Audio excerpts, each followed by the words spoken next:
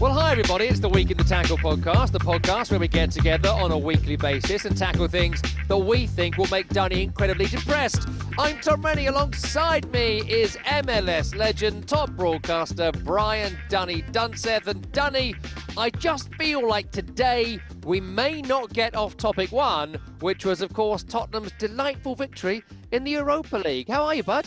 I've been much, much better, Tom Rennie, and I knew this day was coming, and this is why I did not go to Bilbao. I told you that I had opportunities to get a ticket. I had a place to stay. One of my best friends from high school, Lucas Cartolo, is currently living in Bilbao, and he said to me, friend, I've got tickets. Let's go. And I said, absolutely fucking not. Sorry, Tim. And the reason why I did so was because I'm not here for the banter. And there's no chance in hell that I was going to sit my ass in a plane and fly to Bilbao and experience what experience will look like last night and think to myself that between here on Week in the Tackle and over on SiriusXM FC, that I was going to afford myself the opportunity to be the punching bag, the laughing bag, even more so than I currently am. So no, Rennie, I'm not fucking doing great. Sorry. No. Tim. Well, you are going to be a semi-punching bag on today's program, mainly No. because Tim and I find that so very funny, and our thousands of subscribers also find it funny as well. But look, let's talk about the Europa League final broadly before we get into the where we go from here of it, because it was a desperately bad game. Like it was as bad a game as you thought it was going to be. It was worse in many ways than the 2019 Champions League final, which to this point was the worst final I can remember seeing. And that, of course, included Tottenham Hotspur when they lost to Liverpool after that pretty shocking handball in the first minute or so from going loco with Moussa Sissoko. I miss it. That was a good chant. So it wasn't a great game of football. But then I guess it didn't need to be from a Tottenham perspective, because when you've scored the goal, I mean, they were anti-Ange ball. That's literally the antithesis of everything Postecoglou was supposed to be about, mate. Yeah, That's not who he is, mate. And yet they won it. And statistically, they were horrific. I mean, this was effectively, I think, I'm a part of this Tottenham lunacy group with Headley and Gabe, and was I've that included. Fun last night? Was that fun? Yeah, it's great. It was great. The friendly fire, and I added Lucas to the group, which made it even more difficult to deal with because he's got more insider information than I was ever willing to allow both Gabe and Headley access to. Yeah, listen, we're joking at, it's who's less crap, Europa League winners, who's less crap. But I mean, statistically, to your point, I honestly, I couldn't believe what I was seeing. It was almost, and now subsequently we've heard Big Ange Postecoglou's talk post game.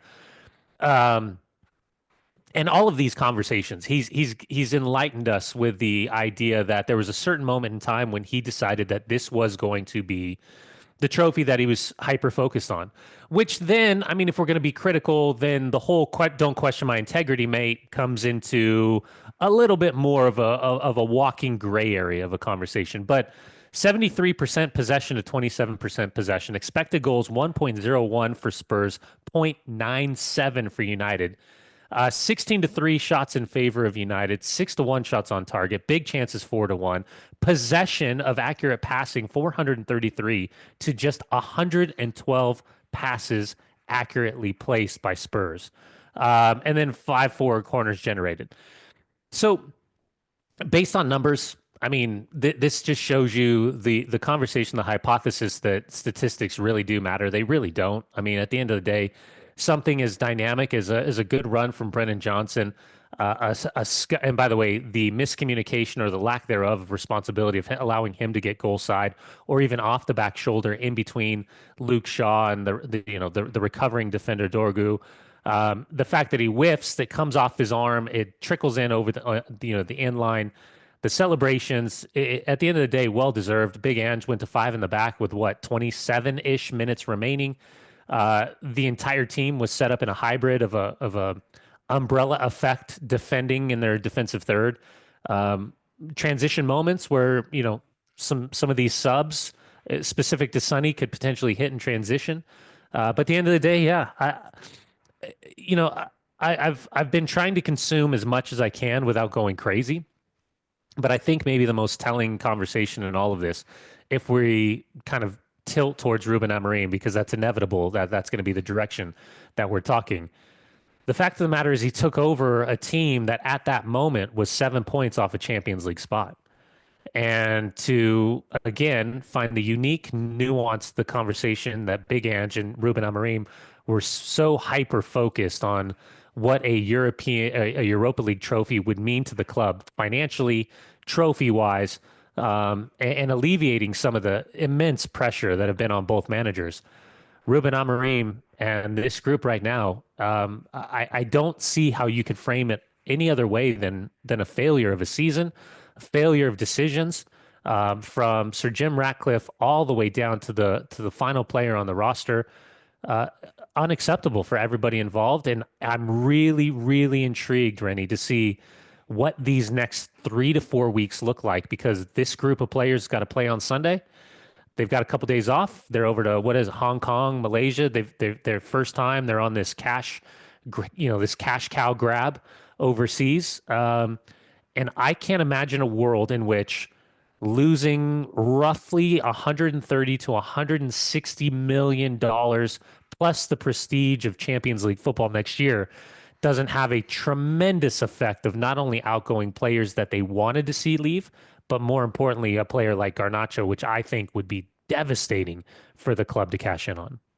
Well, before we get to the wider context of Man United, because we could talk about it, and also it's going to make me laugh. I do want to talk more about the game itself Yeah. because, on the game itself, right, the first half was very even. There was nothing particular to write home about it. There was no great chances. Maybe Man United slightly had the better of the opening 20 minutes, but beyond that, it was all pretty even. The goal goes in. It's defensively sort of calamitous. Is it a handball? Does Brennan Johnson really touch it? Could Onana have done better? All these conversations are there, but fine, you accept that. That's the way the first half Yeah. went. Yep. The second half, the impetus was all going to be on Manchester United. We knew that from the scoreline at half-time, plus they had to up their game in a way that Spurs didn't. It's the second half for me that is flashing lights for the future of Ruben Amorim and the way he managed this game. There are so few examples where Ruben Amorim, during his 6 months at Manchester United, you'd say, you know what, he coached his team well there, or individuals have improved or whatever. But going into this game, there are a couple. Athletic Club in the first leg is one of them. There are a couple, but they're not that many. Leon in extra time, maybe. But I was watching the game, Dunny, and I'm thinking, it's evident Mason Mount's got to go up front. From the moment Danso came on, they were forcing them out to the wings, and they were doing it more and more and more. And Rasmus Højlund can't win a header. And Xerxes, when he came on, he's not going to be able to win a header. We know Maguire can. He saved the day against Lyon. They didn't make that happen. I'm not as big a fan of Garnacho as you are, but I can certainly see he's got more attributes than Mason Mount does, who hasn't really done much in the last couple of years beyond that goal into an empty net on the halfway line and all that. But Garnacho is a threatening player. Even if there's no space in behind, you saw it running at the fullback when he came on within seconds. He's live and he's sharp and he's ready to try and commit people. We're into the 70th minute before it becomes okay, maybe I'll get Garnacho on, who probably should have started the game. And then we don't really see Maguire go up front in a way that I know it's desperate and it's a little bit 90s and a bit Steve Bruce going up front in 92 and all that. But that's when you adapt right to the game you are in. And it's like he just could not adapt to the game he was in. He was doing the thing we keep accusing Postecoglou of, but Postecoglou didn't do it, and he's the one that came out on top. I mean, if we're just going to revert to Marouane Fellaini days, then so be it. But that's exactly what you're reverting to. I mean, the fact of the matter is that if you think that Xerxes and Højlund are your strikers and your prolific strikers, the identification process has failed.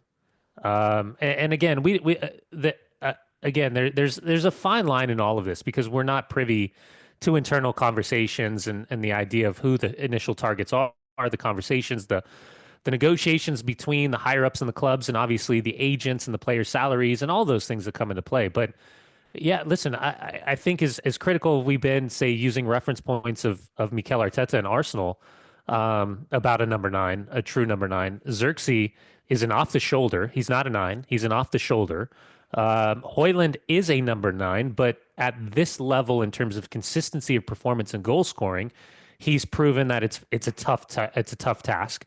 You go back to Garnacho. if you put Ahmad on that right-hand side, you put Garnacho on that left-hand side, that to me is your most threatening setup with, Bruno sitting in the pocket and making plays. Casemiro, the recovery of his career at this point with Manchester United is extraordinary. But at what cost to Kobe Mainu? At what cost to Manuel Ugarte? Mason Mount, you could say that coming off the bench against Leon, I believe, was fantastic. But I mean, if we're being critical, last dash to the end line against Leon, followed up by a red card, 15, 20 minutes in at Bilbao that strategically changes the course of the match. And on top of that, the Williams brothers not available for the second leg. So there's kind of this gray mist in all of this run to the final of celebrating that you're undefeated heading into a final, and then losing for the fifth time this season in all competitions to Tottenham Hotspur in the inability to break them down. But let's go back to just the match itself, because I think your point's absolutely right, and we will have a wide conversation about transfers and the squad depth, and I think it's not disputable that there are issues within this squad and the players and all that sort of stuff. Was it built for Ten Hag? It's not Amorim's players. I accepted that. I think that's absolutely right. But he still managed to get this team into a Europa League final against a team that are going to finish 17th in the league and have had a very poor season, Spurs. They probably had a worse league season than Man United have had, which is inexplicable, but they probably have. They've lost more games.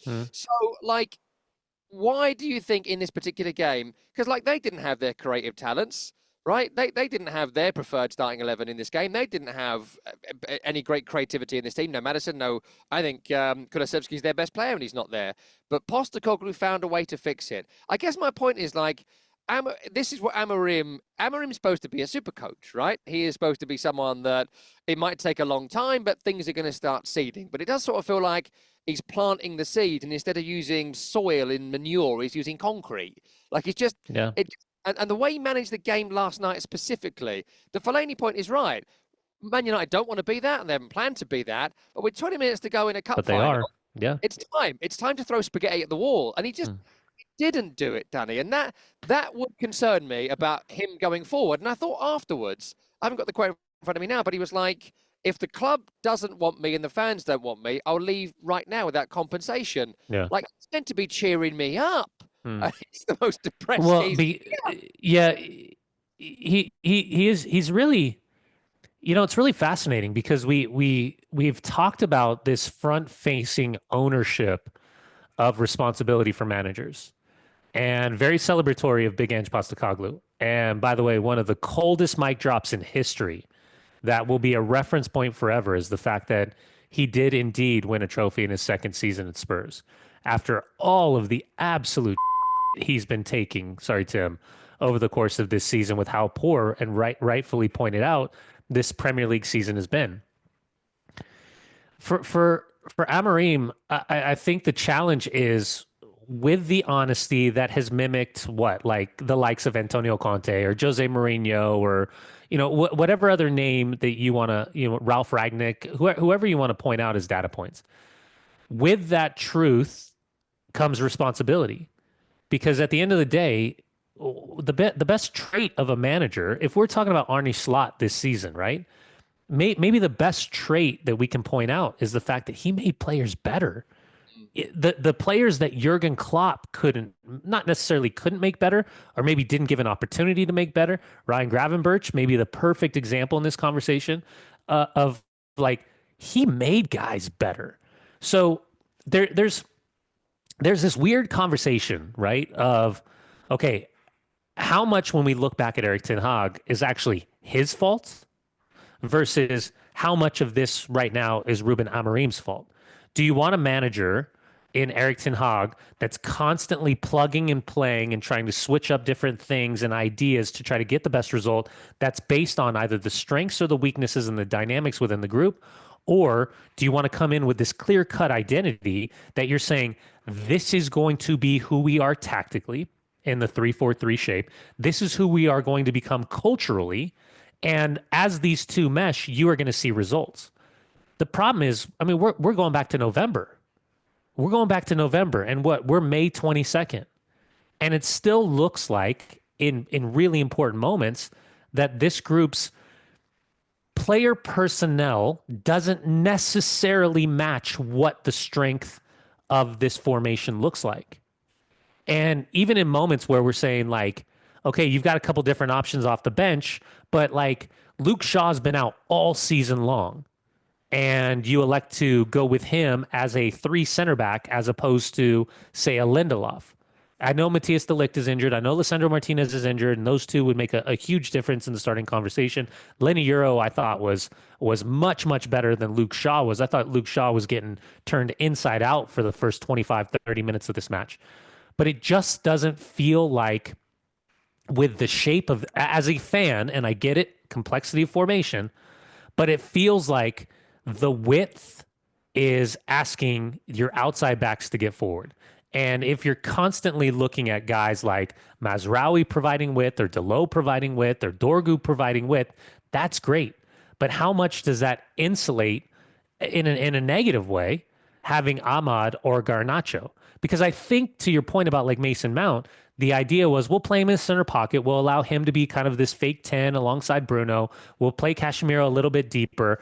And then all of a sudden, you'll have dynamic overlapping runs of Dorgu, which we saw at times. Similarly on the outside, except Ahmad likes to stay extremely high, and it's more underneath runs than maybe overlapping runs from Mazraoui. But again, you still feel like you're always numbers down. So this is like UEFA a coaching course badge conversation, where we're philosophically moving these little magnets around and we're saying, okay, here's the offset, here's the pressure, here's the balance, here's the overload. How do we have special players operating in these capacities, and how do we get the best out of them? It just, there's if anybody can point out just a single game where Manchester United dominated from the opening whistle to the final whistle, where you were like, that was the most controlled performance I've seen all season, I would love to hear it. But all I know is, going back to our same conversations when I was down in Cabo in January and I watched those 3 Manchester United games, I'd left at halftime because I was like, I'm not ruining I'd rather go drink at the pool than watch this. Sorry, Tim. Yeah, it's tough, man. It's a bitter pill to swallow watching this group right now. Well, on that, before we get back to Tottenham, because they won it, and I want to talk about that and the Postecoglou of it. But on that, I mean, I think it's really interesting that, like, Amorim's honesty has been really interesting to observe. We've spoken about that previously on the show, that he's always telling you exactly how he feels, it would seem. He comes across very genuine. But you add that, and what can be honest about? It can be honest about the misery of it all. You add that to Brexit Jim Ratcliffe, and that, no, we're not going to do a parade. We're going to do a small barbecue at Carrington, and they're sacking the cleaners, and they're sacking the staff they don't deem necessary, and they're weighing out the broccoli. There's this whole like vibe of Man United now where it's all misery and depression and a crumbled castle that no one can afford to rebuild. And you get all that together. What it needs is some sort of positivity, and it's very hard to do.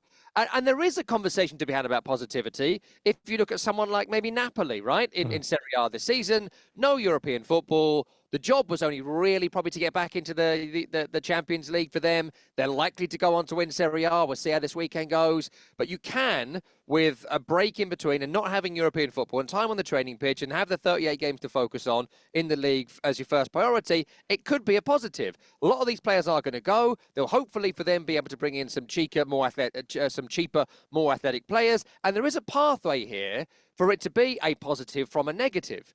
The trouble is, I'm struggling to see it from within, and it feels so negative. And him coming out saying, look, if they want to sack me, they'll sack me. I feel like there is something on the horizon, but without that, you're heading towards no Champions League money, finish lower than they ever have in the Premier League. Nobody wants to go there. They still can't sell these players. They might need to sell someone like Bruno Fernandes to raise some funds. I'm shocked that Mateus Cunha wants to go there, but we'll see how that turns out. I imagine a great burst of 18 goals and fall out with everybody will be my prediction, but we'll see. And then they've spent a whole bunch of their summer transfer budget when there's loads of other issues that need solving, and they've done £62 million in the position that Bruno Fernandes is best in. So like, I think there's 2 different pathways here. Someone's got to lead it, and everyone seems too depressed to do so. I think without the way that I look, I'll start with Ruben Amorim. The way that I see him is that he has unquestionable morality when it comes to footballing. I feel like he's been as honest and open as one possibly can, opposed to being completely obtuse, sitting in front of media members and just blowing smoke, right? I think he's continuing to tell us the truth as fans, as supporters of Manchester United.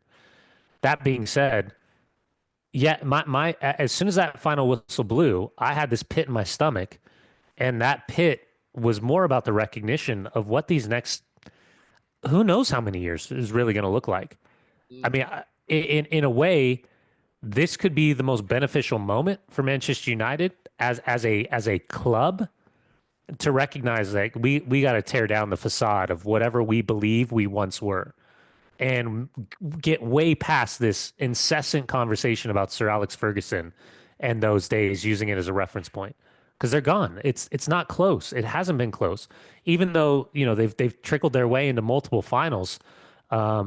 They've proven that they're a good enough squad to compete in moments, but there's clear separation right now that's happening. If I'm, you think about like Bruno is a world class player. I can't stand how demonstrative the finger waving and the manipulation of the game happens in moments. But without a shadow of a doubt, in terms of his talent and what he's capable of doing when he's on the ball, there's very few players in this world that can do what he can do. I think he is amongst the elite. His innate value is extraordinary. And at this stage of his career and what he's done for Manchester United, I mean, he deserves every opportunity to leave and go find an opportunity to win trophies as he, kind of tips over into that 30-year-old and moving on to the wrong stage of 30. Cashing in on Garnacho, I mean, that was a heavy conversation back in January. And now we're inevitably talking about likes and retweets and all of these other things that come along with kids in social media being frustrated.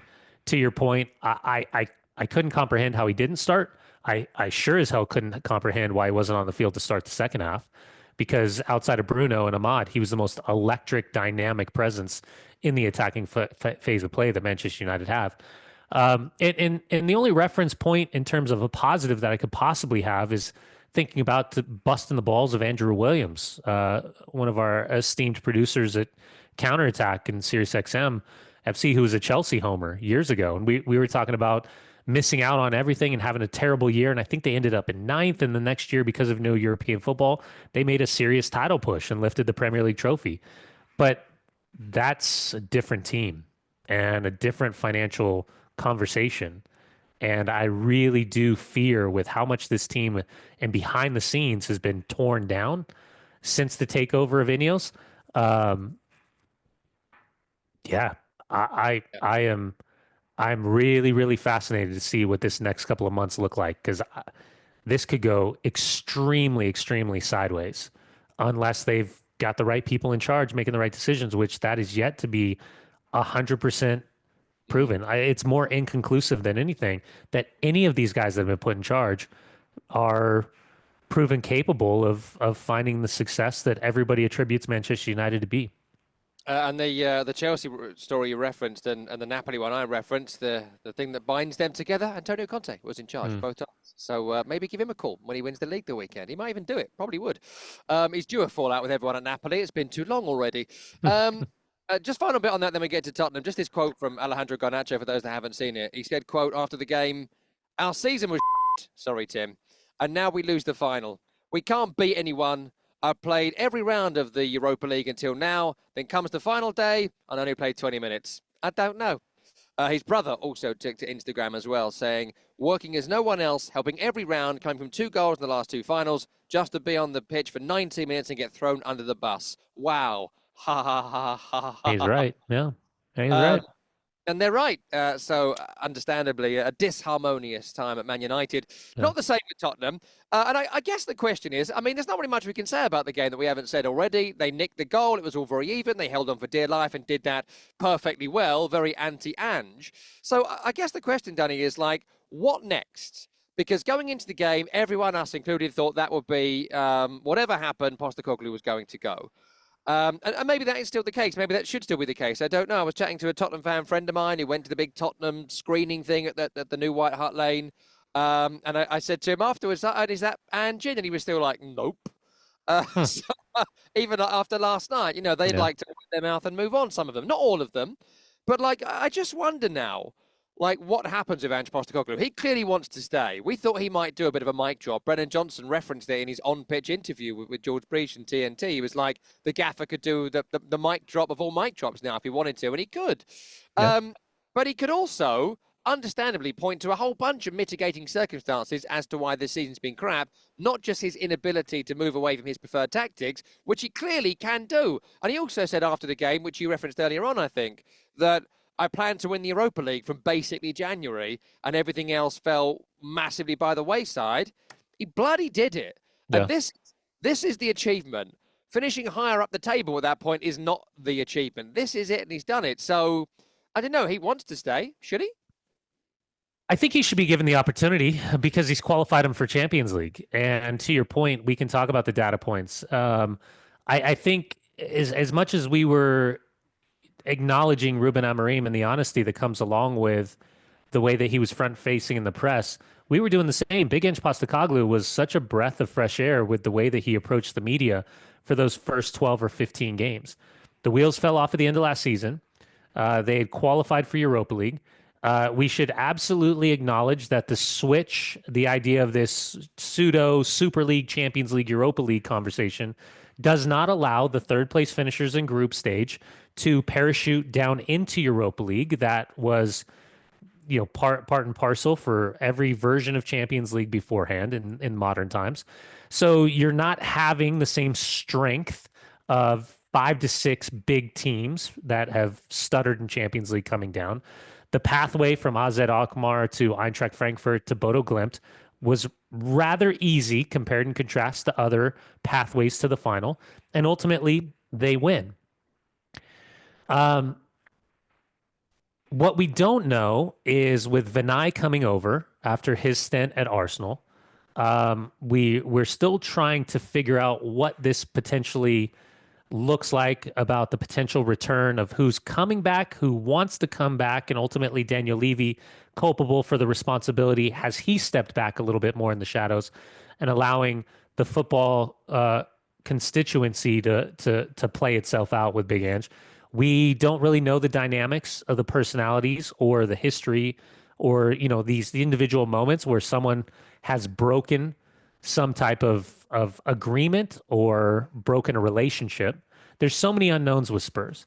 But the reality is now they're flooding the banks with 160 million on top of having arguably the best stadium in Europe, on top of cash in hand versus debt, one of the best situations you can possibly have in European football. Spurs really does have an incredible opportunity here to strike while the iron's hot because they are in London. They will be considered a big club for any. It becomes really intriguing when you think about what the targets are now, right? Like we start doing this thing where like if if one player's at the table and you've got Liverpool, you got City, you got United, you got Arsenal, you got Spurs, and they're all interested. The fact that Spurs is in Champions League in London and playing at such an incredible stadium for an emotional leader like Ange Postecoglou, that becomes much more fascinating, right, than just being a Premier League team. So it changes completely the complexity of the conversation. But again, with Paratici, with Vinay, with Daniel Levy, I'm really intrigued to see if the canaries in the coal mine start singing and giving us better data points in moments, because I can't imagine that this is, it's been calm sailing the entirety of the year. There's got to be some pushback somewhere behind the scenes.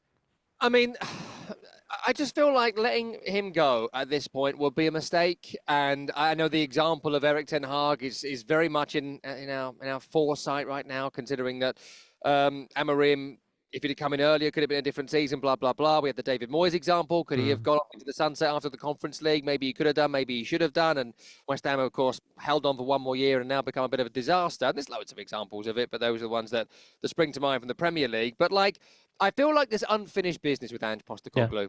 I feel like he has grown as a coach during his time there. I feel like the mitigation from this season is real. I feel like the injury issues he had were nigh on catastrophic at times this season. And I feel like with a fit group and with investment and with this experience behind him and the positivity of winning the Europa League and the fact he's done that mic drop thing with that I always win a trophy in my second year, he's got an aura about him now, which Yeah, he does. wasn't there previously. No one cared about Yokohama spare tires and Melbourne, whoever. No one really cares about Celtic, right? Celtic have won 7,000 titles. No one really cares. You could put an inanimate steel rod in charge of Celtic and they'd still probably win the league more often than not. So, I don't have a great deal of huge respect for them. It's great to have done it, sure, but in the context of the top level of football, it means nothing. This does.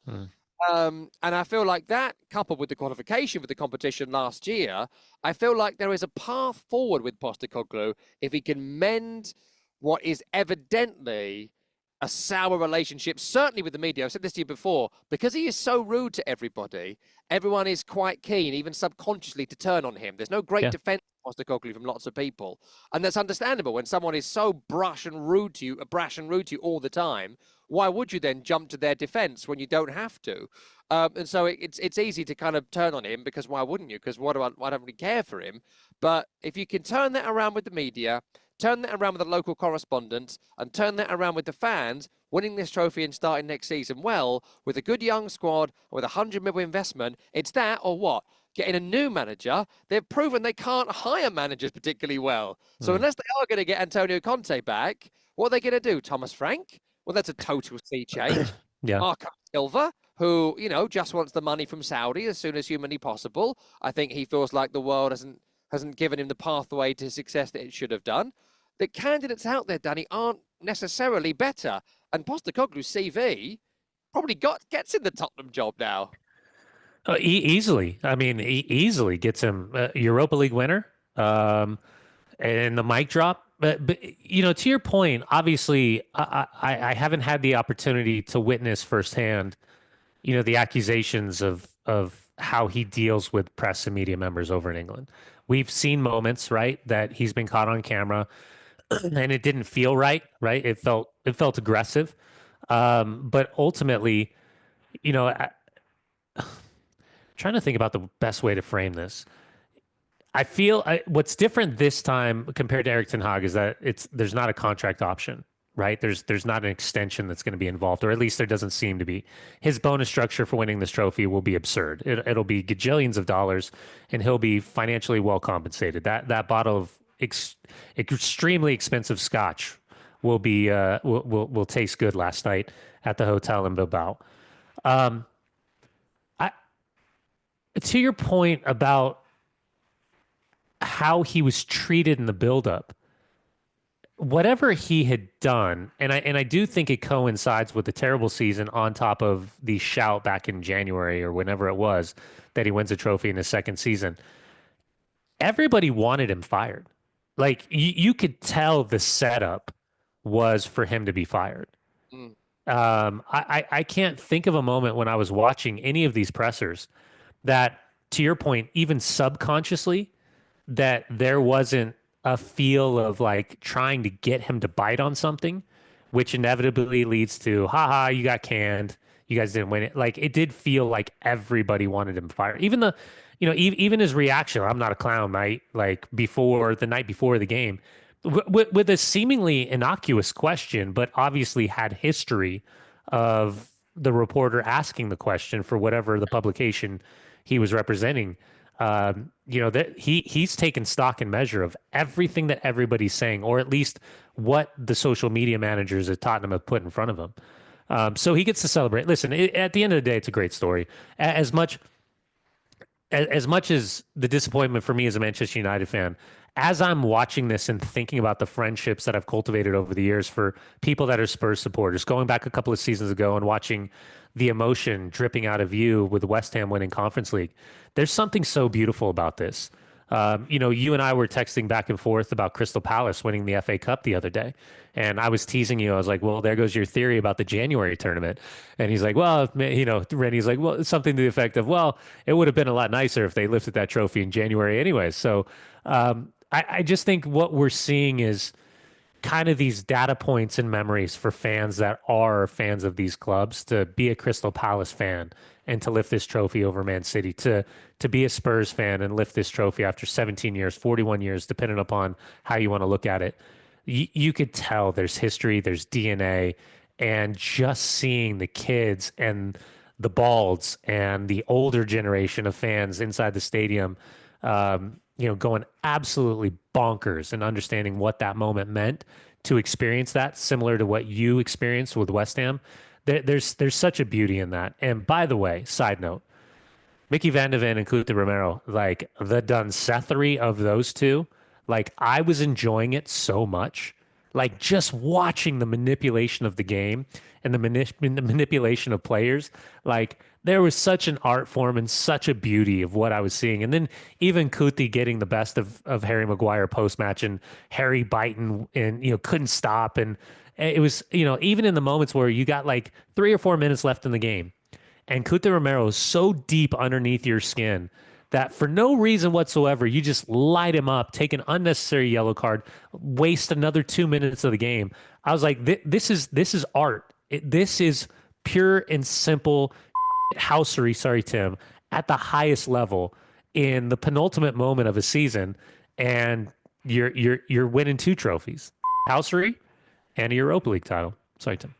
Yeah, I did love the post game round that continued. If you haven't seen it, Maguire is sort of standing around waiting to go and get his runners up medal, and Romero from behind walks up past him, says a little something else, squares Good up game, to him, bud. says a little something else. That's right, bud. A little slap on the cheek, Yeah. a little tweak. Yeah. Well done, buddy.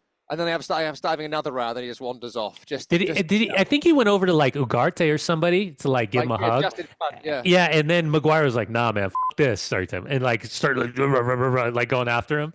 Even like, there's just some gone. There's something, and I don't know how to properly give credit where credit's due, but there's something about Cuti Romero, Nicolas Otamendi, Lisandro Martinez, like those type of guys, like Argentine center backs.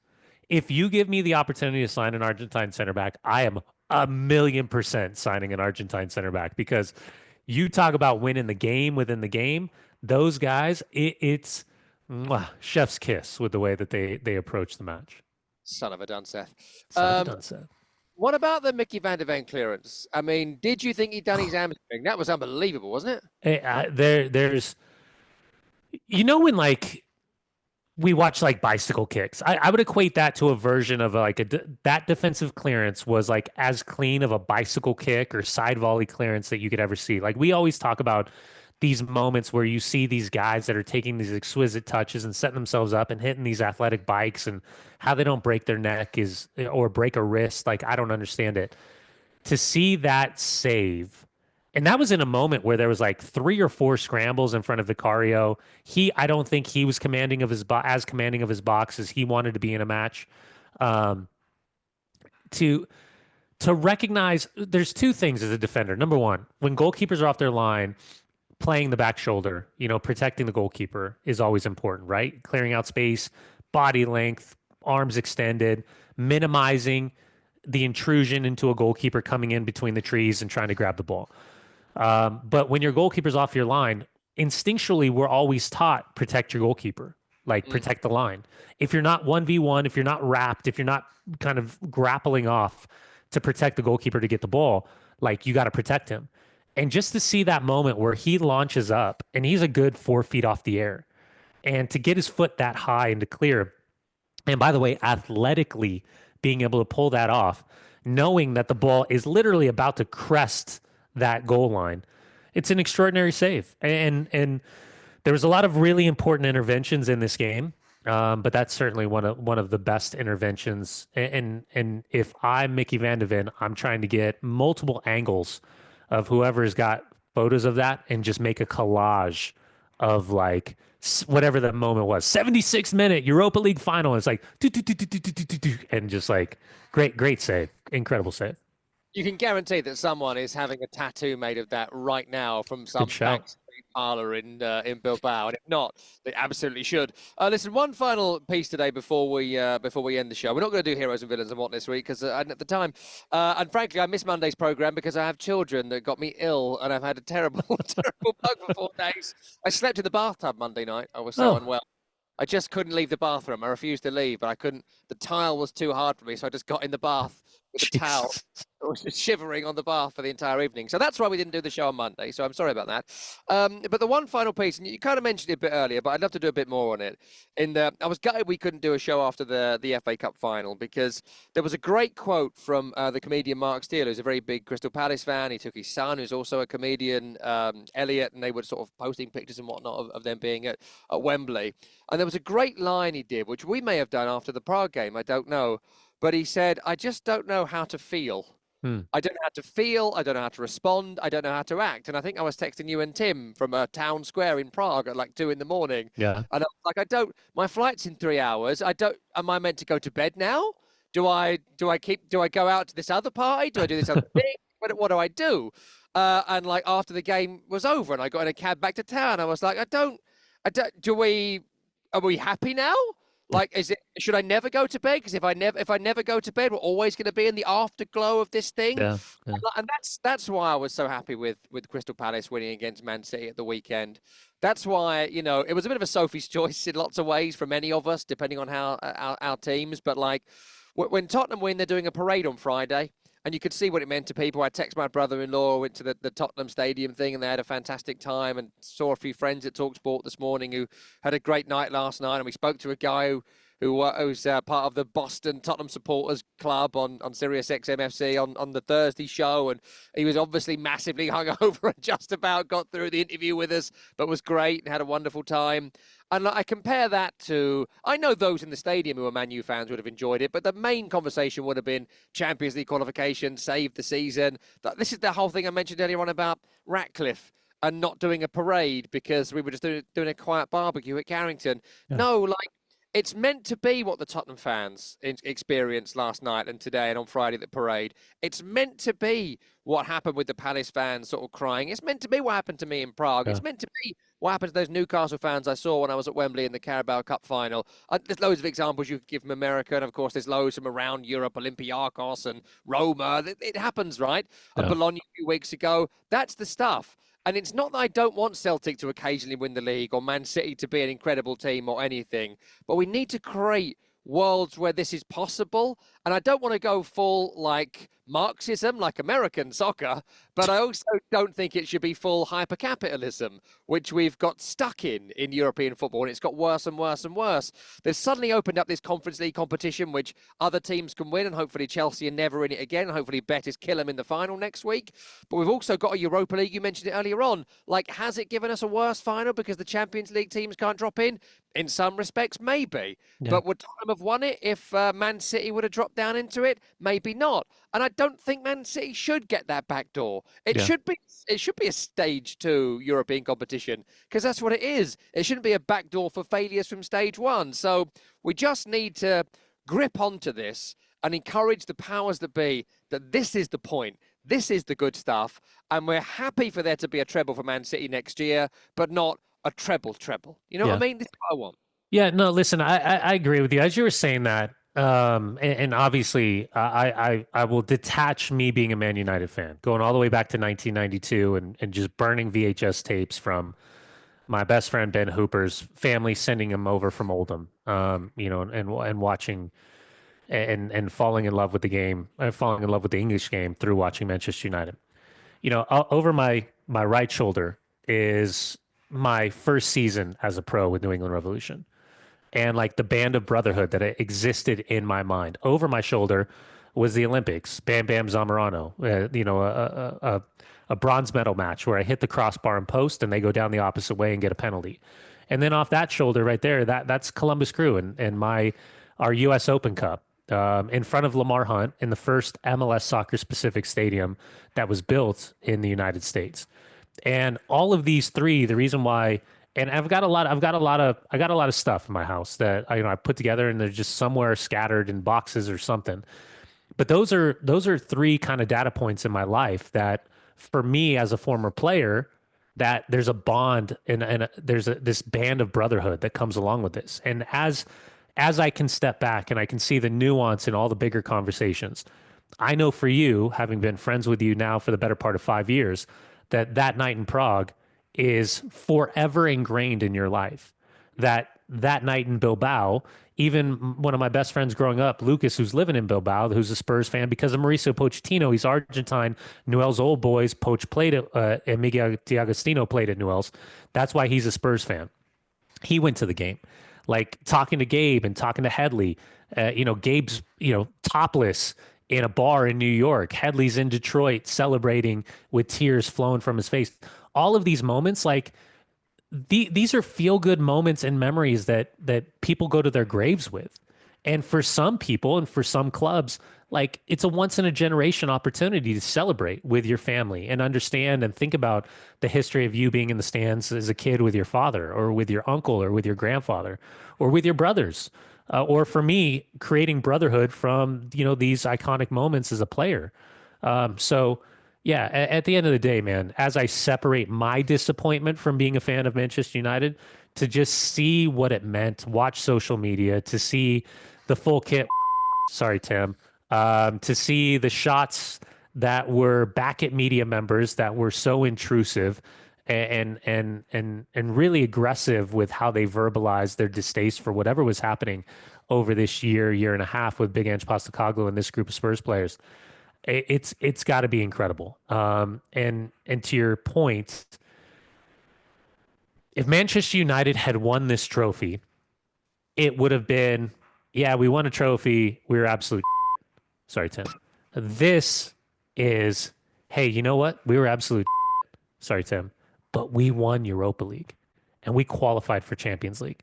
And this changes the trajectory of the conversation heading into the summer for what this next 3 to 4 years is going to look like for Spurs. So congratulations to Jared Dunn, to Lucas, to Gabe, to Heads, to everybody that we know that are Spurs supporters. It's not been a deserving year by any means. I don't think you can verbalize that. But the fact that you did get over the line, the fact that you did lift this trophy, the fact that you did qualify for Champions League, extraordinary achievement amongst some really difficult times this year. So congrats. You guys deserve it. And if you want some salve, Dunny, in my experience, being in a relegation battle is a lot more fun, at the end of the season. So next year, you've got some real joy to come at the end of the season. So it's going to be, listen, man, I think it could get really, really ugly. I think this is going to be laid out publicly in front of all of us that this is maybe even more of a dire situation than we expected. But this gets multiplied by 160 million. And if they're doing this in quote unquote kind of the good times, imagine what this is going to look like in the bad times. I really fear for what this is going to look like over the next couple months as a United fan. I have no vegetables left in that canteen. Forget weighing the broccoli, it'll be gone. It'll just be, think of your dinner, and that's what you're having. Anyway, well done, mate. You got through that. I admire you. Sucks. Well done. Yeah. You only score a lot as well, so that's good. It's the Week in the Tackle podcast. If you enjoyed the program, leave us a 5-star review wherever you do subscribe to your podcast. If you're listening on Spotify, subscribe on Apple. If you're listening on Apple, subscribe on Spotify. You can watch the program in full on YouTube, should you so wish. Though I've got a weird blurred background today because I'm not at home, because I should have done the program on Monday, but my kids made me ill because kids will do that to you. But it's fine. I've forgiven them. It's fine. I will have my revenge. But you can watch the program on YouTube should you so wish. Tell your friends about the program as well. If you're in the car, put it on so they can enjoy it. Subscribe on their phones for them. That's enough. We'll see you next time. That's Brian Dunseth. I'm Tom Reddy. Tim Horsey produced the program.